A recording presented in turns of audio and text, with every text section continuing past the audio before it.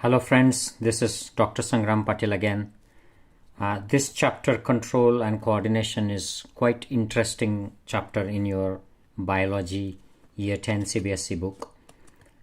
It talks about how various movements, various activities that can be voluntary or involuntary, reflex or non-reflex activities are controlled and coordinated in human as well as plant bodies. If you remember in your last chapter on life processes, if you haven't watched it already, you can watch it on the channel. There's a nice chapter I have done in 5 sections, and you can watch it there, full chapter, life processes. Remember, this is a biology resource and it's freely available on this channel, and you can access it anytime. Anyone can access it. Now in this chapter we'll talk about the control and the coordination. Now if you remember the science of life we discussed in the life processes chapter, that section discusses about the objects that move, so movement as a sign of life.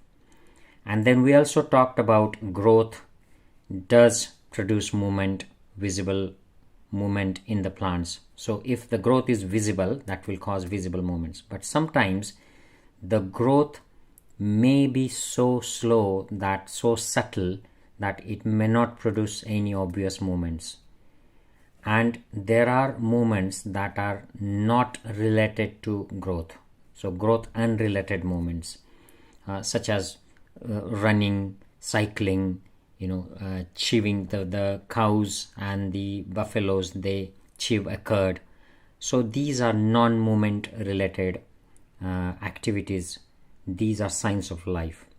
So visible movements, example, children playing on a swing, or buffaloes chewing a curd, or any bright light falling on your eyes that causes your iris, your pupils to constrict, to pupils to become narrow.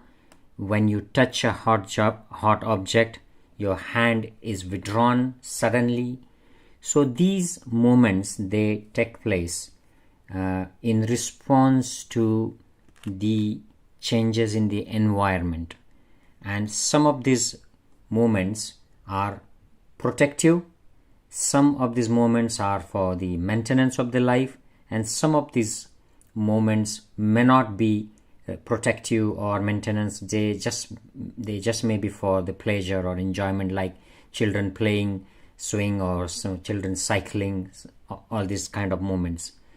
So if we think about all these moments, they take place in response to the environment. Okay, so movements are in response to environment, and these movements are very carefully controlled, and that control takes place by a specialized set of tissues, okay, that recognize the environment change and carry out specific actions and movements that are needed.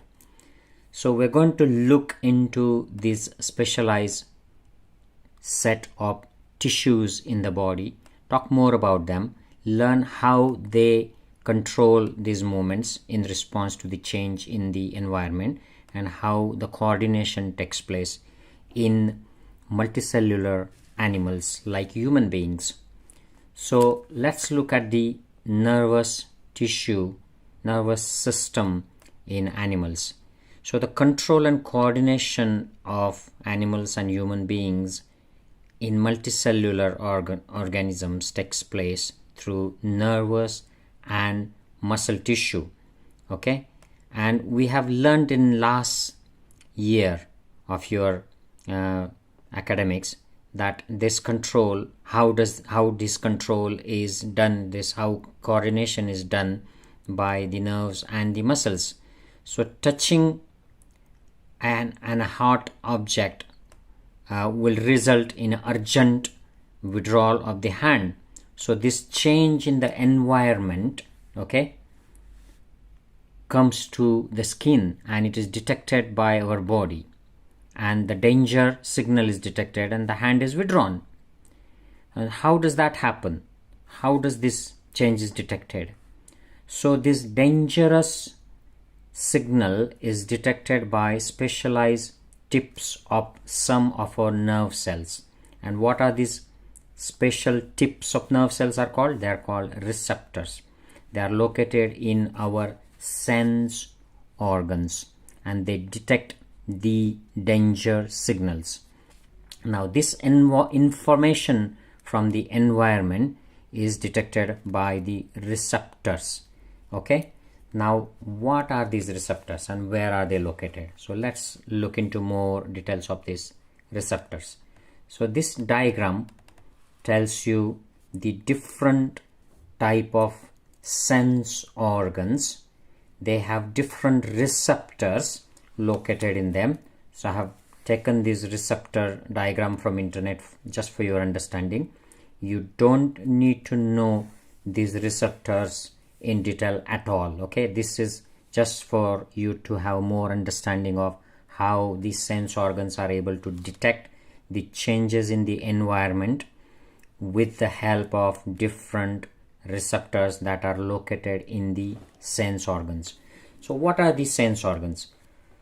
We have these 5 sense organs that detect environmental change, and these are ear, skin, nose. Okay, then there are 2 sense organs in the ear, the sound receptor and position receptor in the ear. Okay, and we have light receptors in the eye. So we have position receptors in the ear, they are sense organs and they are receptors. We have skin receptors that can be touch, pressure, pain, temperature receptors in the skin.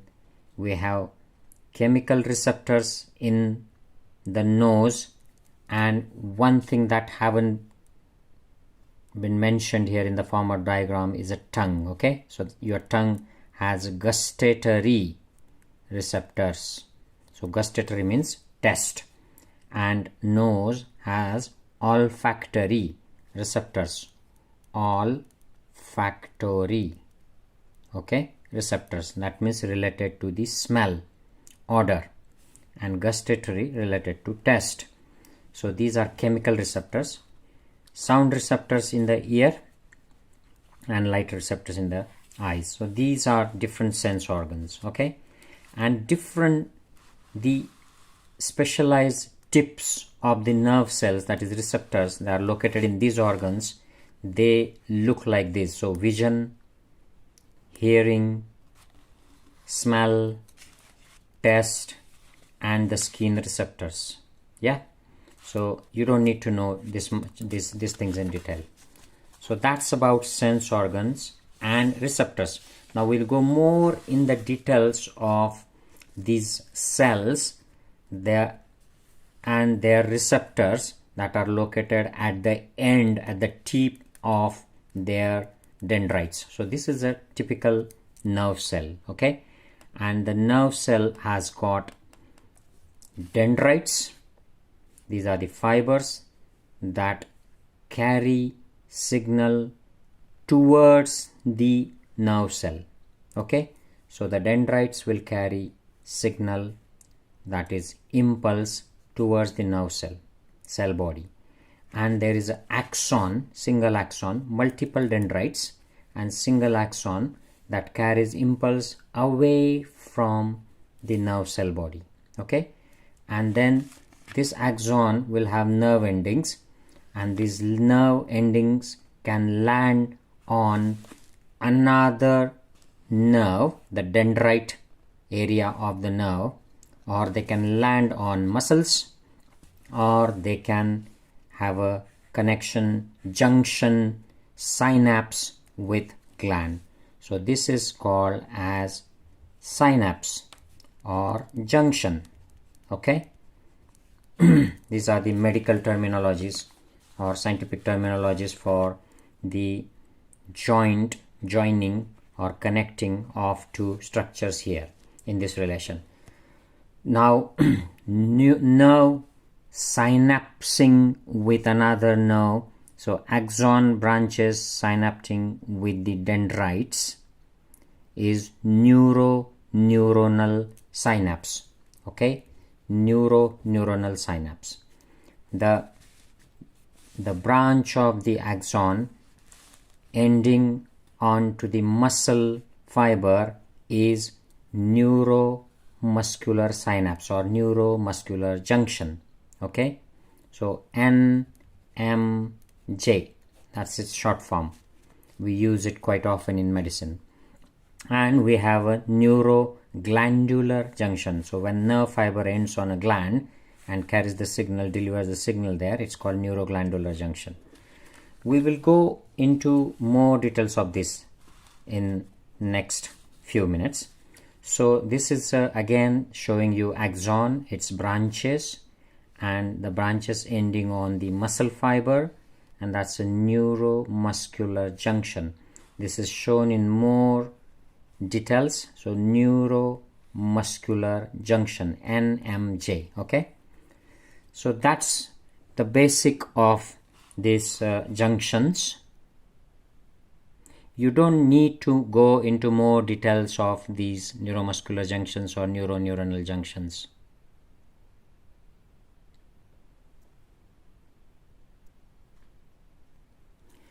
But what basic you should know is, at this junction, the axon that carries electrical impulse along its fiber, when it arrives at the tip of the axon, it causes release of chemicals. Okay, so the chemicals are released, and these chemicals then act on the membrane of the muscle or the gland or the dendrite to transmit the message. Okay, so release of the chemicals at the synapse or the junction causes transmission of the electrical message, and this is how the nerve impulses are transmitted from the nerve to nerve, nerve to muscle, or nerve to the gland, and then further action will be carried out. Okay, so nervous tissue is made up of organized network of nerve cells or neurons. Nerve cell is also called as neuron, and these are specialized for conduction of information via electrical impulses from one part of the body to other part of the body. Okay, so these are specialized cells that carry electrical information from one part to the other part of the body. So there is a activity that is described in your book, CBSE book, activity 7.1, and the activity asks you to test some sugar in your mouth. Although I will not advise you to eat sugar, because sugar is not healthy food, so I won't advise, but the activity asks you to test it, and then it wants you to test it again by pinching your nose between your thumb and index finger, and then test the sugar again, and they want you to tell what the difference is between two tests when you eat sugar with nose open and eat sugar with nose closed. Okay, so they want you to repeat the same thing while you are eating your lunch. Block your nose in the same way and see if there is a difference in the taste of the food between when nose is open and the nose is closed. So, and if there is a difference, what is the reason? So the explanation of this experiment is given in this diagram. So when we eat anything, whether it is a sugar or any substance that has got a odor, sugar has no odor.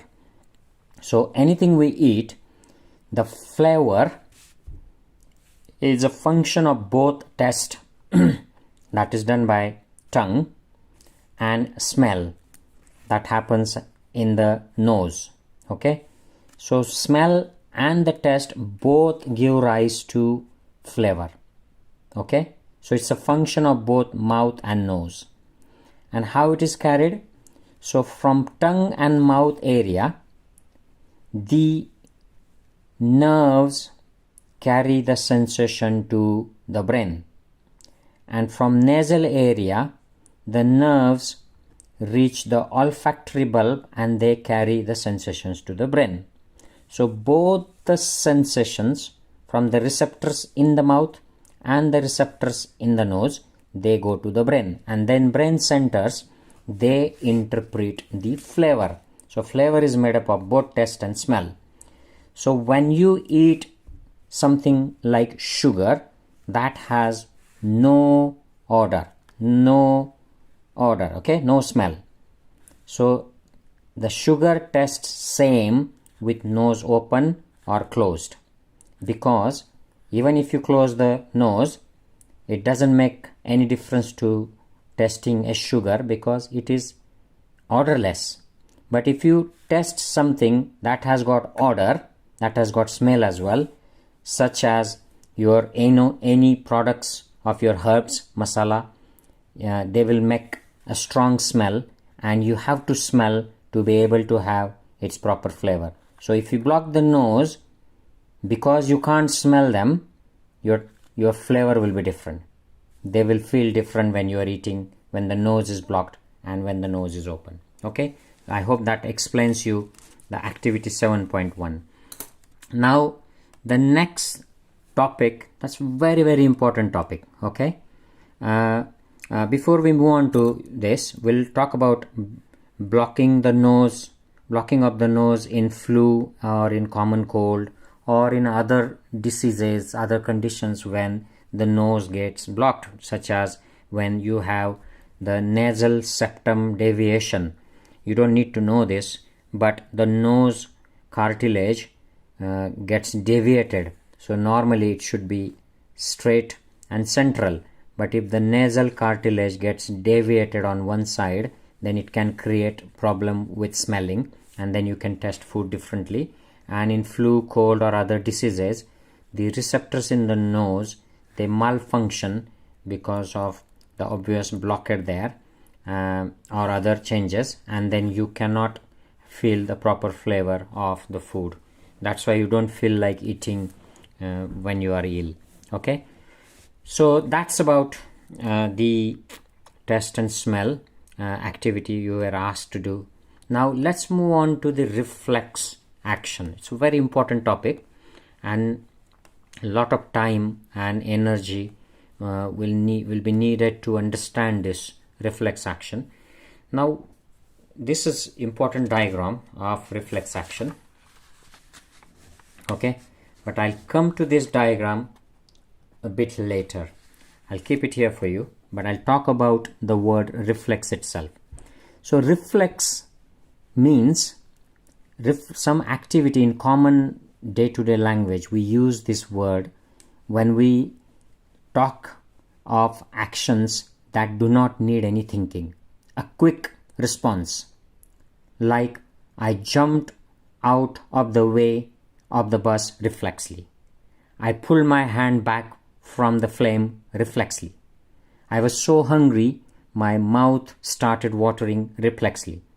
So here they're talking about some actions, they take place in response to the change in environment that do not need any thinking. They take place very quickly, immediately. So we're going to see how these kind of actions are controlled, how they are coordinated. Okay, now let's have an example as shown in this diagram. Now, okay, there's a hot boiling water in this pan, in this pot, and it's a really hot pot, and now we are touching this hot heated pot with our skin, with your hand, remember there are receptors in your skin.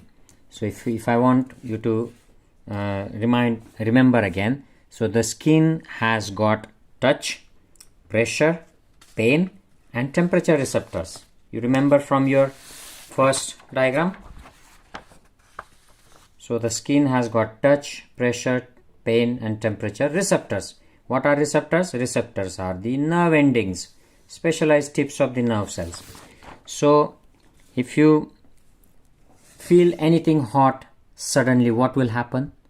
Or if you feel the heat, the flame of the candle, what will happen?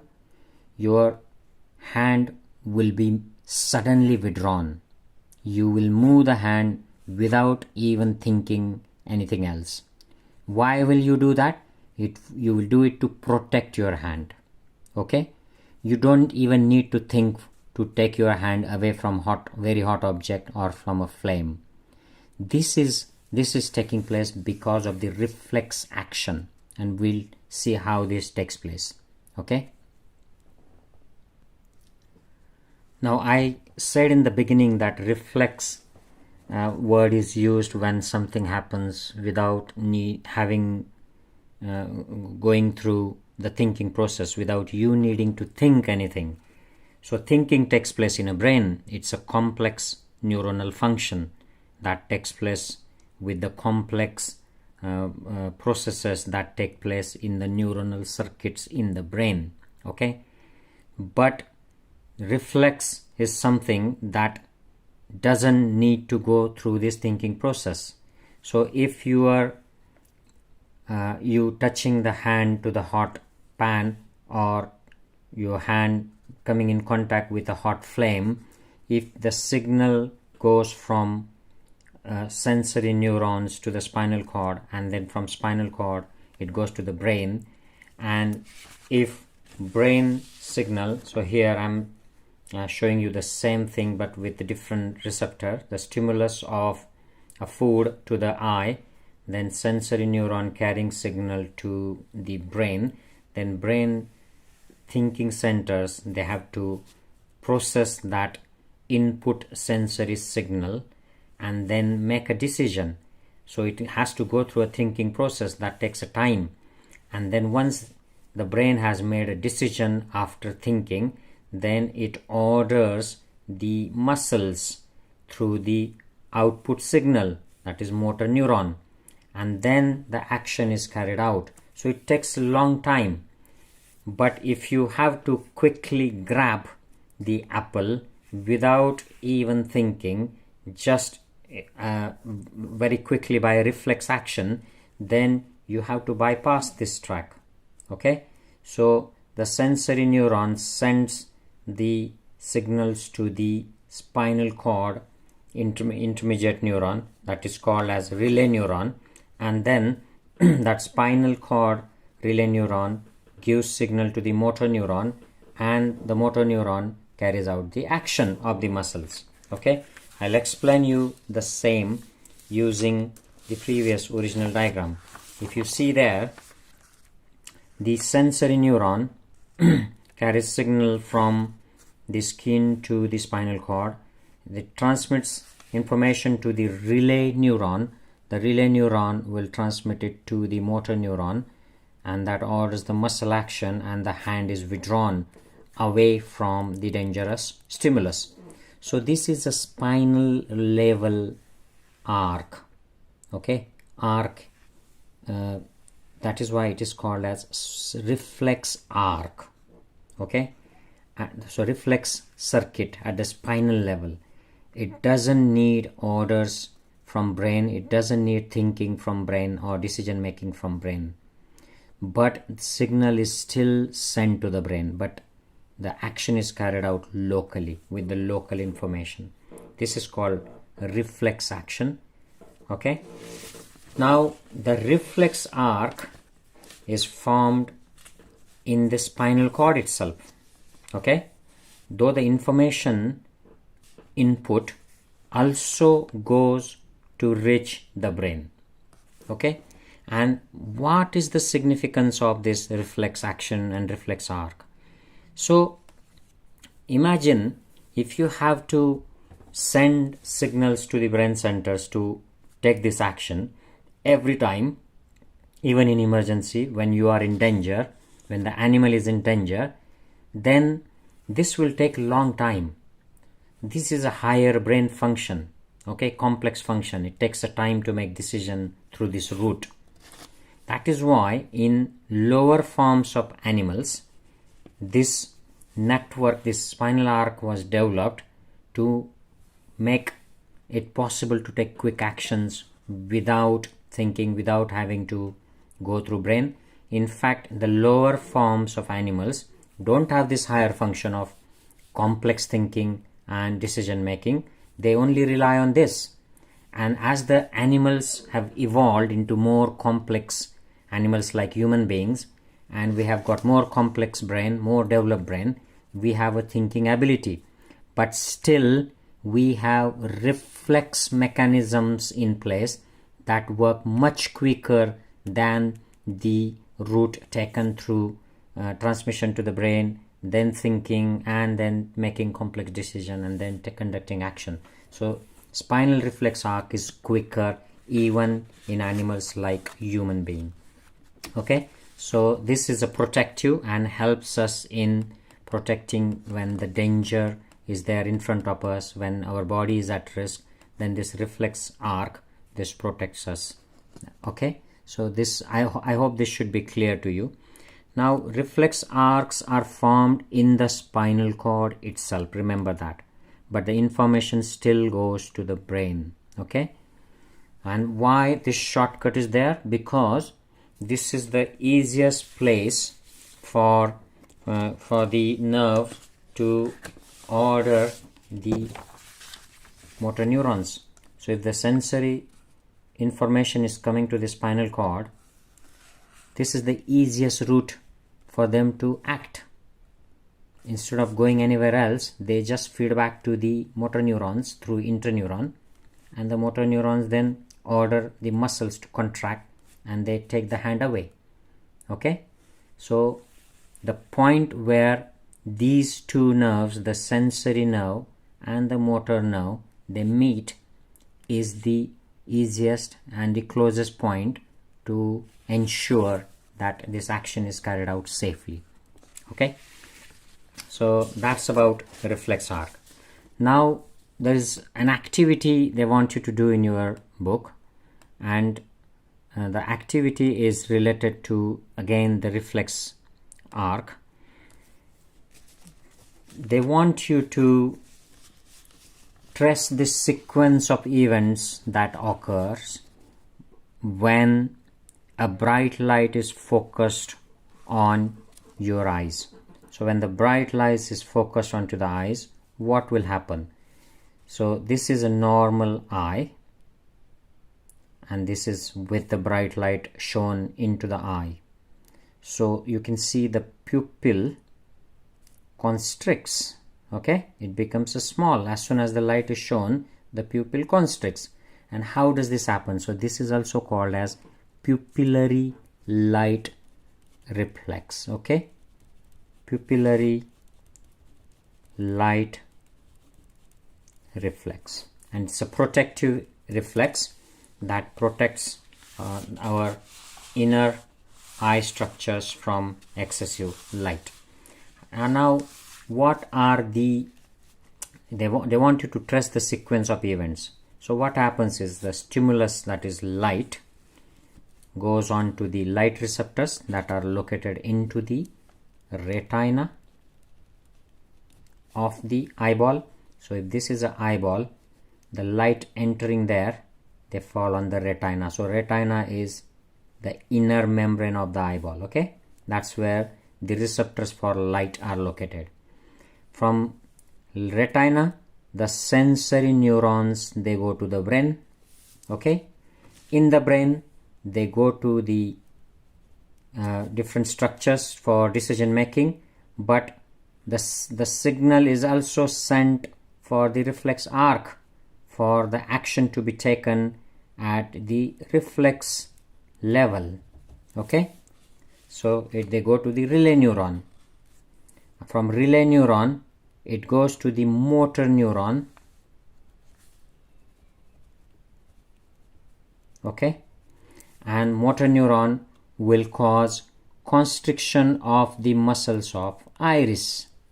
Okay, and iris constriction will cause pupillary constriction. So the pupil will go narrow. So this is the response. So light is the stimulus that falls on receptor, that is retina. Then there is a sensory neuron, relay neuron, motor neuron, effector is iris, and the response is pupillary constriction. So pupil constriction is a response.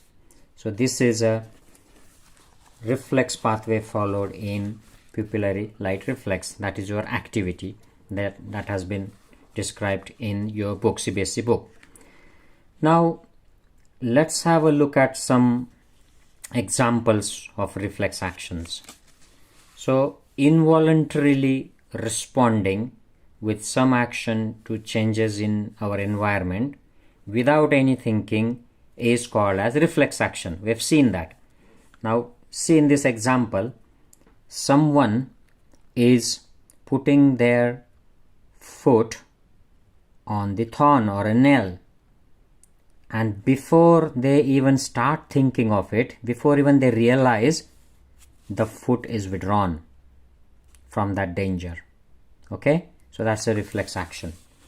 Now there's another diagram that explains the pupillary light reflex more easily, but I've explained you already. Yeah, so stimulus, a bright light, receptor in the eye, that is in the retina, sensory nerve, relay neuron in the brain, but that doesn't go into the higher thinking brain parts, it just goes to the relay neuron, and motor nerves, they are ordered to cause constriction of the iris muscles, causing pupillary shrinking, pupillary constriction. Okay, so that's about reflex action.